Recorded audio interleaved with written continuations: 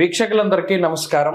2025వ సంవత్సరంలో ఫిబ్రవరి మాసంలో ఏ విధమైనటువంటి గ్రహగతులు ఉండబోతూ ఉన్నాయి? ఎందుకంటే ఈ గ్రహ సంచారం అనేటువంటిది ఫిబ్రవరి దగ్గర నుండి చాలా కీలకంగా మారబోతూ ఉన్నది.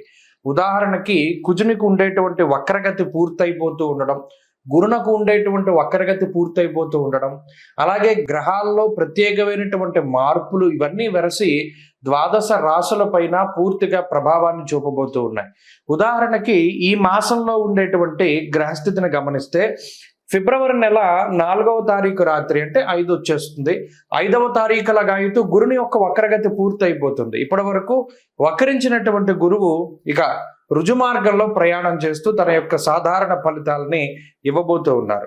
ఇక కుజుడు ఇప్పటి వరకు వక్రించి ఉన్నటువంటి కుజుడు ఈ 25వ తారీఖు తోటి ఫిబ్రవరి నెలలోనే తన యొక్క వక్రగతిని పూర్తి చేసుకుని తిరిగి మరలా తన యొక్క రుజు మార్గంలో ఆయన ప్రయాణించబోతూ ఉన్నారు.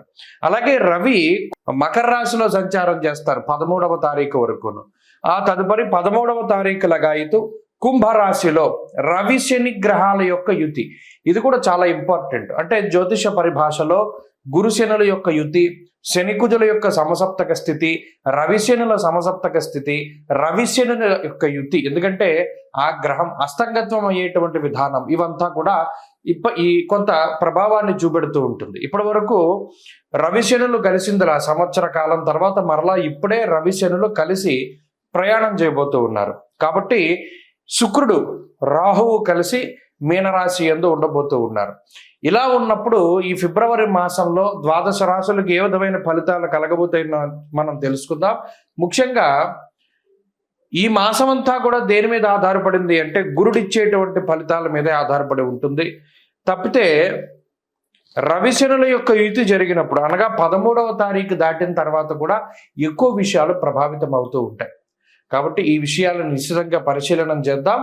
అందులో భాగంగా ద్వాదశ రాశుల యొక్క ఫలితాలని మనం చూద్దాం. కుంభరాశి వారికి ఫిబ్రవరి నెల ఇది కొంత జాగ్రత్తగా మనం ముందుకు వెళ్ళవలసినటువంటి మాసంగానే చెప్పాలి. ఎందుకంటే ఇప్పటి వరకు కుజ బలం ఉన్నది, రవి బలం ఉన్నది, ఇలా కొన్ని గ్రహాలు అనుకూలిస్తూ ఉన్నాయి. ఇప్పుడు ఏమంటే మొత్తానికి గ్రహాలు కొంత ప్రతికూలతని. ఇప్పుడు కుజుడు పంచమంలోకి వచ్చేసారు. జన్మ రవి, జన్మ బుధుడు, జన్మ శని, అలాగే గురుడు అర్ధాష్టమ స్థితి. ఇలా ఏంటంటే మెయిన్ గ్రహాలన్నీ ప్రతికూలంగా ఉన్నాయి. కాబట్టి మీరు గమనిస్తే జూలై టు నవంబర్ వేరు పరిస్థితి. జూలై టు నవంబర్ చాలా అత్యద్భుతంగా సాగిపోతుంది. ఎక్కడ ఇబ్బంది ఉండదు. ఆర్థికంగా కానీ ఆరోగ్యపరంగా కానీ అబ్బో అసలు నల్లేరు మీద నడకంటారే అలా వెళ్ళిపోతుంది.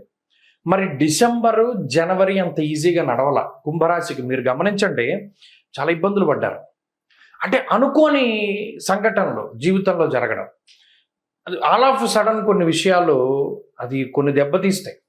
మీ ధైర్యాన్నో లేకపోతే మీ స్థైర్యాన్నో ఏదో ఒక మానసిక స్థితినో దెబ్బతీస్తాయి. మరి ఇప్పుడు ఫిబ్రవరిలో కూడా అటు కుజుడు బాగాలేదు, రవి జన్మరాశి స్థితి, శనేశ్వరుడు జన్మరాశి స్థితి, బుధుడు కూడా. అంటే దీనివల్ల ఏమవుతుంది అంటే మనం ఎటు వెళ్ళాలి, ఏ నిర్ణయం తీసుకోవాలి అనేటువంటి దాని మీద అంత స్పష్టత ఉండదు. చాలా ఇబ్బంది పడుతూ ఉంటాం. అంతేకాకుండా కొంత శారీరక శ్రమ ఎక్కువగా ఉంటుంది, మానసిక సంఘర్షణ ఎక్కువగా ఉంటుంది. ఎవడు మనకి సహాయం చేసేటువంటి వాళ్ళు ఉండరు. ఎంతసేపు మనకి మనం పోరాటం చేయాలి, మన కోసం మనం ఆలోచించుకోవాలి. లేదో ఇతరుల మీద పోరాటం చేయవలసి వచ్చినా మీరు ఓన్గానే వెళ్ళాలి, కానీ మీకు సపోర్ట్ ఏం దొరకదు. ఇక్కడ వచ్చిన చిక్కది ఎప్పుడైతే ఒంటరితనం ఉంటుందో అదే బలము, అదే బలహీనతగా ఉంటుంది. ఇక్కడ కుంభరాశి వాళ్ళకి ఏంటి అంటే ప్రధానంగా మీరు ఓన్గానే చేయాలి. ఎవరి మీద ఆధారపడ్డా మీకు అది ఆధారపడినటువంటిది సవ్యంగా సాగదు. ఏదైనా పని చేయాలి మీకు మీరుగా చేసుకోవడమే. మనకి వాడు వచ్చి సహాయం చేస్తాడు అనుకుంటే వాడు రాడు, చేయడు, ఈ పని అవ్వదు. ఇది ప్రధానంగా గుర్తుపెట్టుకోవాలి. రెండోది ఏంటి అంటే హెల్త్ బాగా ఇబ్బంది పెడుతూ ఉంటుంది. అంటే అది తీవ్రమైన సమస్యలు ఏం కాదు, కాకపోయినప్పటికీ అవి డైలీ రొటీన్స్ని నాశనం చేసేస్తాయి. దినచర్యను సరిగ్గా చేసుకోనివ్వు. అంటే పలానా హెల్త్ ప్రాబ్లంకి మనం వెయిటేజ్ ఇవ్వవలసి వస్తుంది లైఫ్లో. అది తెచ్చే నీరసానికో, బద్ధకానికో, లేకపోతే ఇంకోటి దానికో పనులు వాయిదా వేసుకోవాల్సి వస్తుంది. దీనివల్ల స్పీడప్ తగ్గిపోతుంది. అంటే జీవితంలో మనంత స్పీడ్గా ముందుకు వెళ్ళలేకపోతాం. ఒక స్పీడ్ బ్రేకర్ లాంటిది గ్రహస్థితి. మనం ఒరిజినల్గా చెప్పుకోవాలంటే ఒక స్పీడ్ బ్రేకర్ తప్పితే ఫుల్ స్టాప్ కాదు. Speed breaker. మరి ఈ స్పీడ్ బ్రేకర్ని చాలా నిదానంగానే దాటాలి. మనం కష్టపడాలి, పడాలి, లేవాలి, నుంచోవాలి, నడవాలి, పరిగెట్టాలి. ఇదే క్రమం. ఇప్పుడు ఈ జన్మరవి ఆత్మస్థైర్యాన్ని దెబ్బతీస్తారు. చాలామంది నిందారోపణలు చేస్తారు. చాలామంది మీరు ఎంత గొప్ప వ్యక్తులైనా మీ మీద బురద జల్లే ప్రయత్నం చేస్తారు. అలాగే శనేశ్వరుడు ఏంటిది డిప్రెషన్లోకి వెళ్ళిపోయి వ్యసనాల బారిన పడతారేమో అనేటువంటి ఆలోచన అందరికీ కలగజేస్తారు. అంటే ఆ రకంగా తీసుకుపోతాడు ఆ టైం. బుధుడు అసలు మనం ఆలోచించుకోవడానికి టైం ఉండదు, ఒకదాని తర్వాత ఒకటి వస్తూనే ఉంటాయి. సరే ఈ టైంలో మరి ఎవరో ఒకళ్ళు ఉండాలి కదా కాపాడేవాళ్ళు. ఇప్పుడు చూడండి సినిమాల్లో కూడా అందరినీ వచ్చి కొట్టేస్తుంటే ఎవడో ఒకడు వచ్చి కాపాడుతాడు. అలాగే మిమ్మల్ని కాపాడే గ్రహాలు లేకపోలేదు. రాహువు, శుక్రుడు, ఈ రెండు గ్రహాలు నోరుంటే తలకాస్తుందంటారు. మీకు అది ఈ నెలలో ఖచ్చితంగా తెలుస్తుంది. మీ నోరు వల్ల మీరు కాపాడబడతారు కొన్ని సందర్భాల్లో. రాహు, శుక్రులు ఇద్దరు కూడా చాలా గొప్పగా ఉపయోగపడతారు. ఈ రెండు గ్రహాలు కూడా 35% బలాన్ని ఇస్తాయి. రాశికి పాస్ అవుతారు, ఈ నెలను గెట్టగలుగుతారు. రాహు శుక్రుల వల్లే ఆర్థిక సమస్యలు రావు, అనారోగ్య సమస్యలు రావు. ఏదైనా పీకల మీదకి వస్తే మిమ్మల్ని మీరు కాపాడుకోవడానికి, మిమ్మల్ని మీరు డిఫెండ్ చేసుకోవడానికి ఎన్ని రకాల టెక్నిక్ ఉపయోగించగలో అన్ని రకాల టెక్నిక్స్ ఉపయోగించుకుంటారు.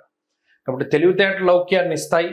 కాబట్టి భయం లేదు. కుంభరాశి వాళ్ళు ఎంతసేపు ఆంజనేయ ఆరాధన చేయండి.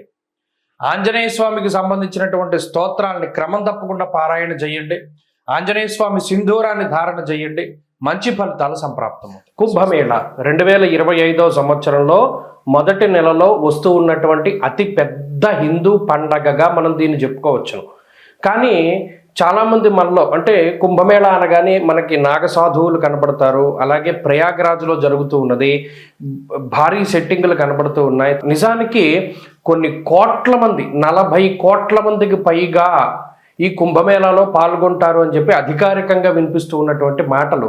అయితే ఇంత పెద్ద ఉత్సవానికి చాలామందికి రీజన్ తెలియదు.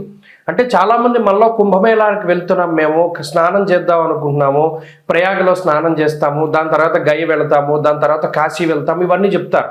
నిజానికి అసలు మనం చేస్తూ ఉన్నటువంటి దానికి పారమార్థికం ఏమిటి, అంటే కుంభమేళ అంటే ఏమిటి, మనం అక్కడికి ఎందుకు వెళ్ళాలి, దానిలో ఎందుకు స్నానం చేయాలి.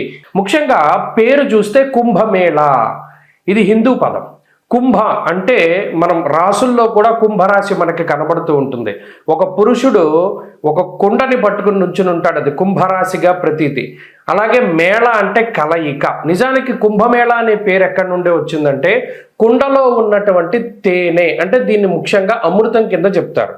దేవతలు, రాక్షసులు 12 సంవత్సరాల పాటు మందర పర్వతాన్ని ఆధారంగా చేసుకుని పరమేశ్వరుడైనటువంటి మహానుభావుడు శ్రీ మహావిష్ణువు ఆయన కూర్మావతారంలో కింద పర్వతం కింద ఉండగా వీళ్ళు కవ్వం కింద చేసుకుని ఈ దేవతలు, రాక్షసులందరూ కూడా అమృతం కోసం ఈ పర్వతాన్ని జిలుకుతారు. అదంతా కూడా మనకి తెలిసినటువంటి విషయమే. అయితే ఇలా 12 సంవత్సరాలు ఈ పర్వతాన్ని అంటే ఆ క్షీరసాగరాన్ని మధించిన తర్వాత 12 సంవత్సరాల తర్వాత మనకి అమృతం వస్తుంది. ఈ వచ్చినటువంటి అమృతాన్ని ఎవరు తీసుకోవాలి అనేటువంటి ఈ తోపులాట్లో ఆ కుండలో ఉన్నటువంటి ఆ అమృతము 4 చినుకులు, అంటే చిన్న చిన్నవి 4 ప్రాంతాల్లో పడతాయి భారతదేశంలో. ఆ 4 ప్రాంతాలే ప్రయాగరాజ్, ఉజ్జయిని, అలాగే నాసిక్లో ఉన్నటువంటి త్రయంబకేశ్వర్, ఇక 4వది హరిద్వార్.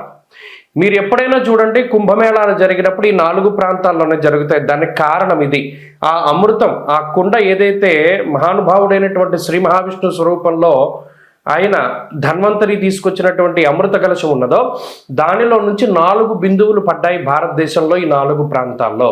అందుకనే ఈ 4 ప్రాంతాల్లోనూ కుంభమేళా అనేటువంటిది నిర్వహిస్తారు.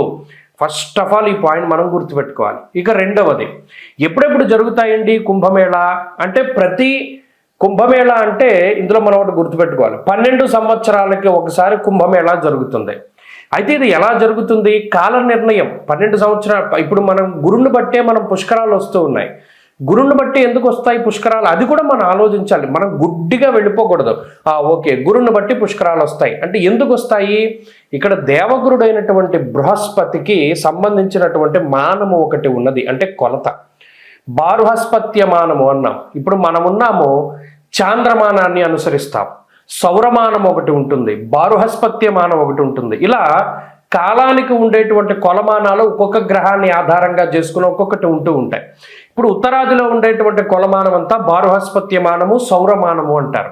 ఈ సౌరమానం, బారుహస్పత్యమానాల ఆధారంగా సూర్యుడు, గురుడికి సంబంధించినటువంటి గ్రహ గమనాలను బట్టే ఈ కుంభమేళా వస్తూ ఉంటుంది. ఈ రవిగురుల యొక్క మార్పులు, ముఖ్యంగా రవిగురులు ఇద్దరూ కలిసి వృశ్చిక రాశిలో ఉన్నప్పుడు ఉజ్జయినిలో ఈ కుంభమేళా నిర్వహిస్తారు. అలా కాక రవి మకర రాశిలో సంచరిస్తూ గురుడు వృషభ రాశిలో సంచారం చేసినప్పుడు ప్రయాగలో కుంభమేళా నిర్వహిస్తారు. అలాగే రవి మేషరాశి యందు, గురుడు కుంభరాశిలో ఉండగా హరిద్వార్లో కుంభమేళా నిర్వహిస్తారు. అలాగే రవి గురులు ఇద్దరు కూడా సింహరాశిలో సంచారం చేస్తూ ఉన్నప్పుడు ఆ సమయంలో నాసిక్లో ఉన్నటువంటి త్రయంబకేశ్వర్లో మనకి కుంభమేళా నిర్వహిస్తారు. కాబట్టి ఎప్పుడు పడితే అప్పుడు రావు. ఇందులో 12 సంవత్సరాలకి ఒకసారి కుంభమేళా వస్తుంది. 12 కుంభమేళాలు పూర్తయితే దాన్ని ఒక మహాకుంభమేళా అన్నారు. అంటే ఈ లెక్కన మహాకుంభమేళా ఎప్పుడు వస్తుంది?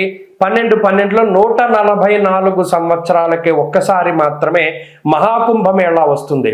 ఈ కుంభమేళా వచ్చింది అంటే ఈ 45 రోజుల పాటు సిద్ధులు, యోగులు, మునులు, ఋషులు, కంటికి కనబడనటువంటి శరీరాలతో తిరుగుతూ ఉండేటువంటి వారు, తేజస్వరూపులు, దేవతలు, యక్షులు, కిన్నెరలు, కింపురుషులు, గంధర్వులు ఎవరైతే ఉన్నారో వారందరూ కూడా ఈ కుంభమేళాలో స్నానం ఆచరిస్తారు. అందుకనే దానికి అంతటి ప్రాధాన్యత. మరి ఇంతమంది మహానుభావులు స్నానం చేస్తూ ఉంటే అందులో కూడా మనం ఆ సమయంలో స్నానం చేయడం ద్వారా ఈ శరీరాన్ని అంటిపెట్టుకున్నటువంటి పాపరాశి అంతా దగ్ధమైపోతుంది అన్నాడు. ఇంకా అంతకుమించి మానవ జన్మకి కావాల్సింది ఏముంది? ఆ స్నానం ద్వారా కుంభమేళాలో ఈ శరీరాన్ని భగవంతుడిచ్చినందుకు, ఈ శరీరంతోనే కాకుండా గత జన్మల్లో చేసినటువంటి సంచిత ఆగామి ప్రారబ్ధ కర్మలన్నింటినీ కూడా పోగొట్టుకోవడానికి ఇదొక అద్భుతమైనటువంటి అవకాశం. స్వస్తి.